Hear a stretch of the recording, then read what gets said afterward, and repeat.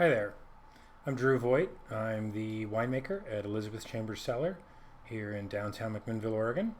And I'm going to talk to you a little bit about one of our 2018 Pinot Noirs, a brand new release from the winery. This is our Willamette Valley Pinot Noir. So this is our primary release Pinot Noir that we source from 6 different vineyards all around the Willamette Valley.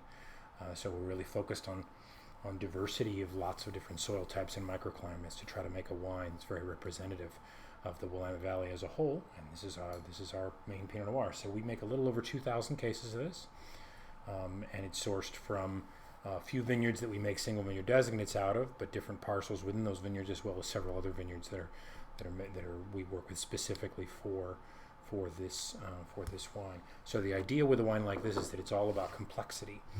Complexity in sourcing will then yield complexity in the resulting wine, with no particular individual vineyard site being the predominant character, but instead the Willamette Valley overall.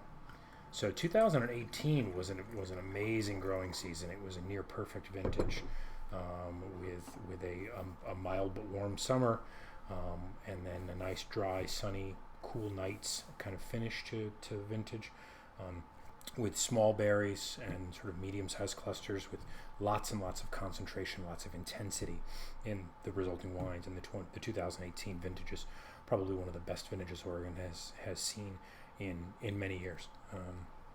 So on the nose, what we noted right now is really a lot of floral character right out of the gate. So there's this huge range of different floral characters from rose petal to violet to little bits of carnation. So very, very lifted and perfumey and effusive coming out of the glass.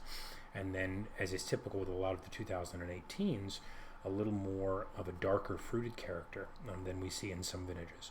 So we see a little more on the range from black raspberry into blackberry, black plum, and hints of sort of blueberry and pomegranate, all on that sort of darker, richer, riper side of the spectrum, as opposed to in some cooler vintages where we see a little more of those brighter red fruit characteristics. But on the nose, we really get this huge range of those darker fruit characteristics, as well as I think one of the things that I really like in vintages like this is this little hint of almost a black tea characteristic. So it's the edges of a savory character, but really from that sort of black tea or oolong tea kind of a characteristic. This wine was, all the fruit for this was handpicked, and the majority of it was destemmed. We did a very small amount of whole cluster fermentation from a few of our vineyard selections.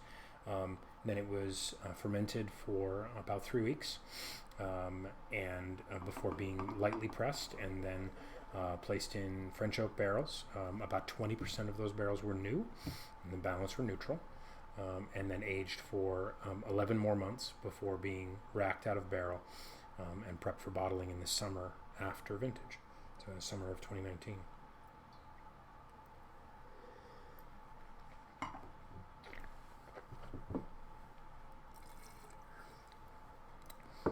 And on the palate, what we get from, I think, all the wines from the 2018 vintage, but here for sure as well, this huge kind of explosion of mixed berry fruit characteristics.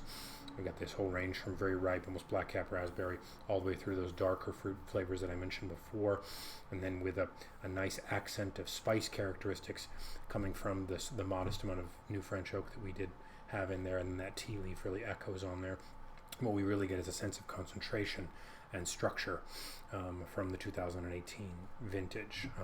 So that ripe fruit is sort of supported by this very mature tannin structure from fruit that came in with basically optimal ripeness and so much concentration and power in these wines that really shows through. So the wine was, we fermented it very relatively cool and did a very careful, very small amount of extraction to try to make sure we maintained all that vibrancy. But the power in this vintage is it just can't be ignored. All the 2018s are just so intense and so concentrated, and the finish is so long on this wine because of the sort of optimal level of ripeness that we were able to get from this very good growing season.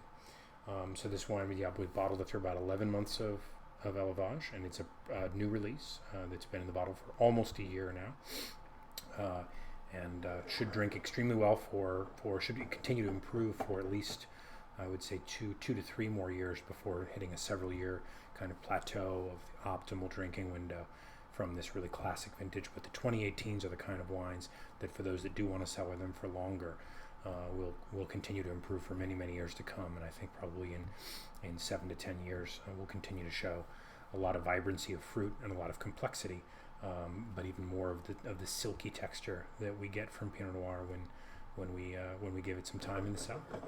So that's our 2018 Willamette Valley Pinot Noir. Cheers.